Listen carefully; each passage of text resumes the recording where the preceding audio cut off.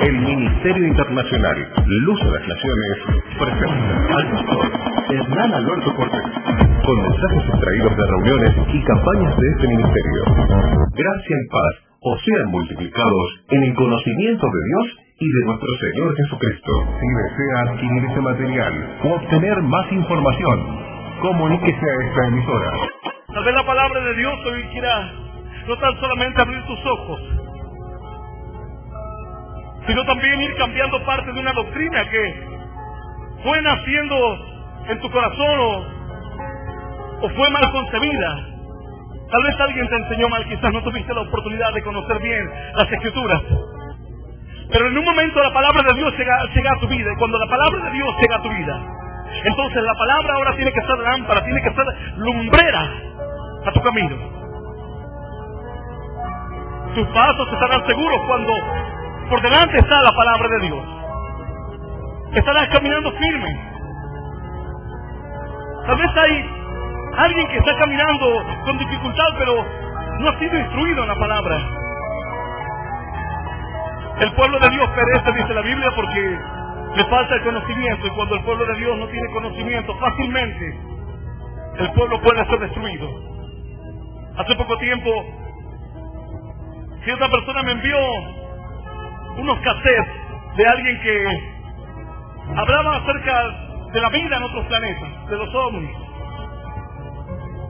Yo había escuchado ya acerca de este varón que anda haciendo seminarios y conferencias en diferentes partes del país, o tal vez del mundo, digamos del continente, o tal vez del mundo.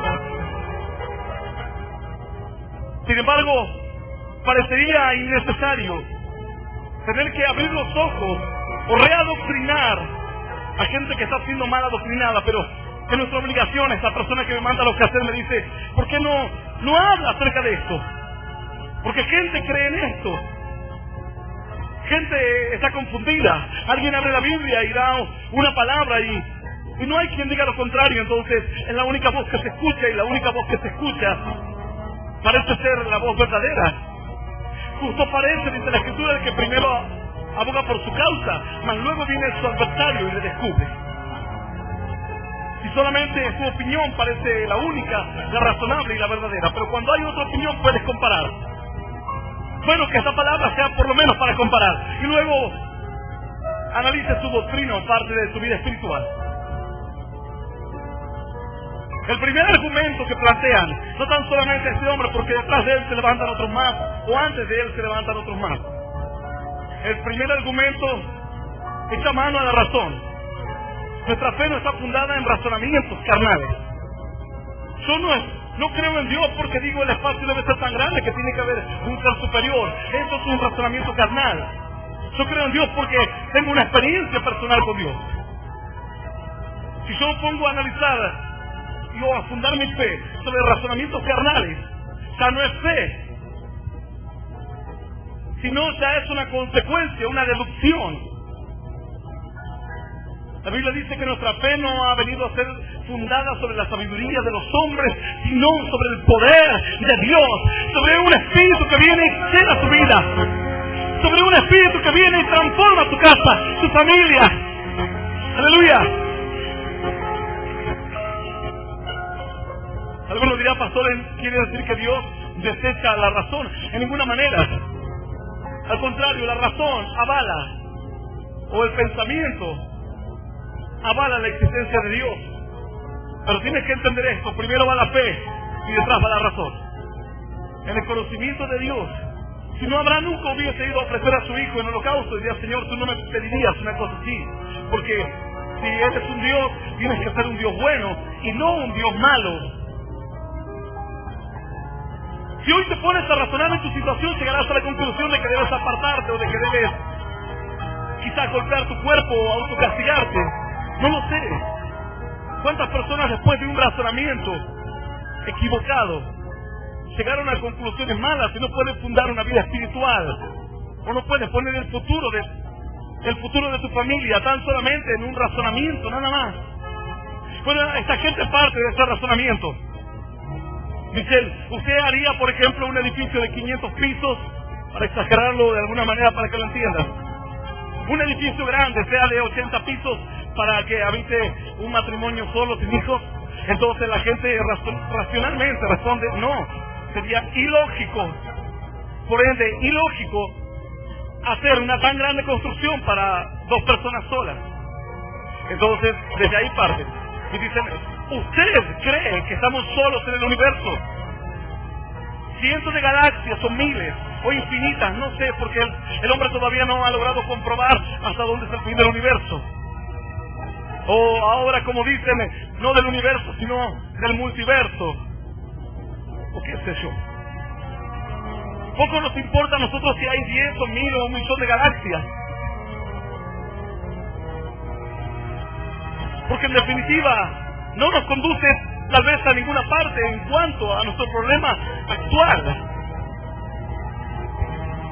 En cuanto a mejorar la condición de vida, ¿de qué me sirve a mí estar en otra galaxia si mi vida va a ser miserable como la del planeta Tierra? Porque el problema no está en el lugar donde yo estoy parado, no está porque estoy en la Vía Láctea o porque estoy en otra galaxia. El problema está porque hay algo que anda mal en mi corazón, que hay algo que anda mal en mi mente. Hay algo que me impide poder disfrutar los momentos con mi familia o poder caminar quizás con mis hijos. La gente contempla la creación, o mejor dicho la vida, como una desgracia. Dice, ¿para qué vivir? ¿Para qué nací? Mejor me mato, si es mejor morir que vivir. Y el hombre hoy está mirando a lo lejos y dice, si supiésemos cuántas galaxias hay, supongamos que lo supiésemos, que ganaríamos nada. No digo que el hombre deba abandonar tal vez su afán de conocer día a día, pero el problema es que el hombre no lo hace esto como un desarrollo humano, sino lo hace como poniendo su esperanza en el desarrollo de la ciencia, que si logramos ir y colonizar Marte, entonces se puede crear una nueva raza humana, si podemos ir y vivir y habitar en la Luna, tal vez en la Luna estemos lejos de las guerras y cuántas historias se tejen, o especulaciones alrededor de un avance científico. Bueno, el primer razonamiento del que parte esta persona, que tal vez no quiero dar el nombre, porque creo en mi corazón que esta persona está totalmente confundida. Según él, ha estudiado 40 años este tema, pero sus 40 años no tienen consistencia bíblica. Sus 40 años no tienen sustento bíblico. Yo conozco hombres que tal vez estudiaron mucho más, pero no tiene nada que ver con las verdades eternas. Tú puedes estudiar cierta área de las Escrituras durante 100 años, pero de ahí a que estés afianzado en la verdad, hay una distancia muy larga. El tiempo no te asegura la verdad. Algunos dicen, yo conozco a Cristo hace 30 años, como diciendo, conozco más que vos. Yo sé de parejas que vivieron juntos durante 20 años y no se aguantan. Y cuanto más pasa el tiempo, menos se aguantan el uno al otro. Primero, si este razonamiento, o si todos tuviésemos que analizarlo así, es decir, si hay algo grande, significa que tiene que haber más número de personas que habiten eso grande. Si hay un edificio de 50 pisos o de 80 pisos, es imposible que haya sido construido para un matrimonio solo sin hijos. Entonces, llegaríamos a la conclusión de que, bueno, como Marte es más grande que la Tierra, o Júpiter es más grande que la Tierra, debería haber muchos más seres vivos que la Tierra. Y como los desiertos son muy grandes, o hay grandes dimensiones de desierto, los desiertos deberían estar superpoblados. Porque ¿cómo va a haber un lugar tan grande, una habitación tan grande para tan pocos habitantes? Es un razonamiento que no tiene ningún sentido.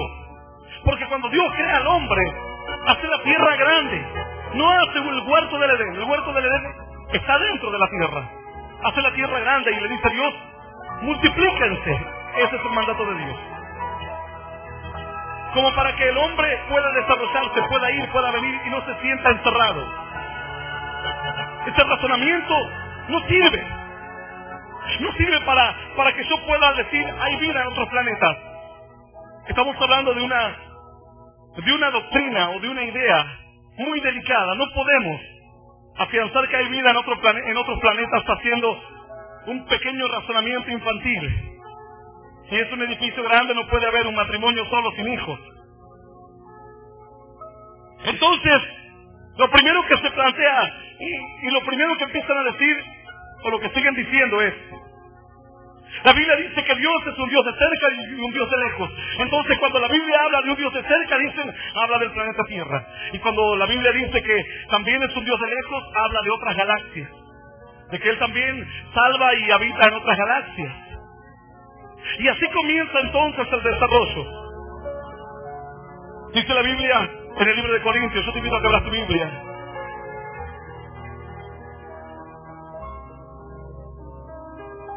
En el libro de Primera de Corintios, en la página 1055, según mi Biblia, capítulo 4 del libro de Corintios.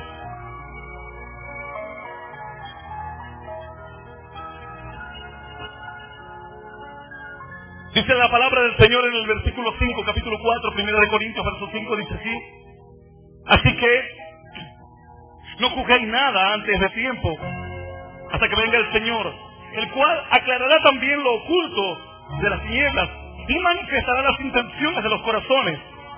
Y entonces cada uno recibirá su alabanza de Dios.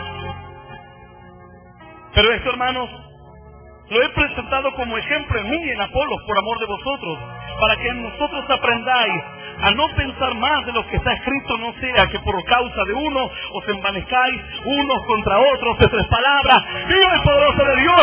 Y lo vamos a recibir con un aplauso glorioso, glorioso y más glorioso hasta los cielos que suba tu alabanza y tu adoración. ¡Aleluya! Aquí hay un problema muy grande, porque entonces el creyente se enfrenta ante el tema de los ovnis. Y el problema de los ovnis no es un tema que nazca en una doctrina bíblica. Algunos están como confundidos por esto. Yo te voy a decir algunos pasajes de los cuales estas personas se aferran para hablar de esta doctrina. En el libro de Job, en el capítulo 1, verso 6, luego anotalo, luego léelo en tu casa. Yo te voy a ir relatando brevemente para que tal vez esto sea un poco más dinámico. En el libro de Job, capítulo 1, verso 6, se habla acerca de aquella prueba que le toca atravesar a este siervo de Dios. Entonces se relata diciendo que cierto día estaba Dios en su trono y se presentaron los hijos de Dios delante del Señor. Y dentro de ese grupo de gente que se presentó también Satanás. Entonces este varón, vamos a hablar personalmente de este varón, pero que indirectamente estamos hablando de todos los que sostienen esta idea, una idea errónea, y que quiero hablar de este tema una vez y no hablarlo más. Y si algún día lo tengo en la cara, ahí sí volveré a hablar con este varón, para que salga de su error y comience a predicar a Cristo resucitado, y no a confundir a la gente. Entonces, dice que él lo explica así: de repente cada uno vino, se presentó delante de Dios, los ángeles, los hijos de Dios, cada uno vino de su galaxia. Entonces a uno le preguntó Dios: ¿de dónde tú vienes? Y le dijo el ángel: yo vengo de la Osa Mayor. ¿Y tú de dónde vienes? Y yo vengo de la Osa Menor. ¿Y tú de dónde vienes? Y cada uno decía una constelación, una galaxia. Y de repente le preguntan a Satanás: ¿y tú de dónde vienes? Y Satanás dijo: yo vengo del planeta Tierra. Entonces dicen: ahí está muy claro, más claro que el agua. Significa que cada uno venía de atender asuntos de extraterrestres, y Satanás justamente venía de atender un asunto terrestre. Otros venían de andar supervisando otras galaxias o planetas, pero en particular Satanás dice que le dijo: ¿y de dónde vienes? Le dijo Dios.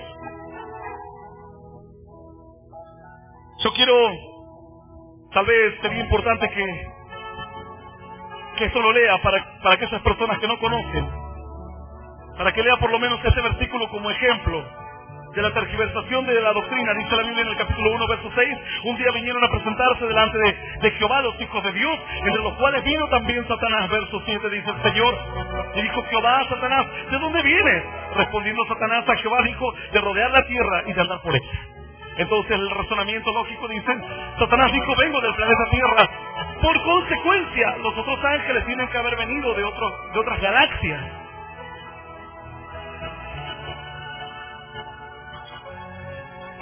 Entonces, ese es uno de los versículos principales en los que trata de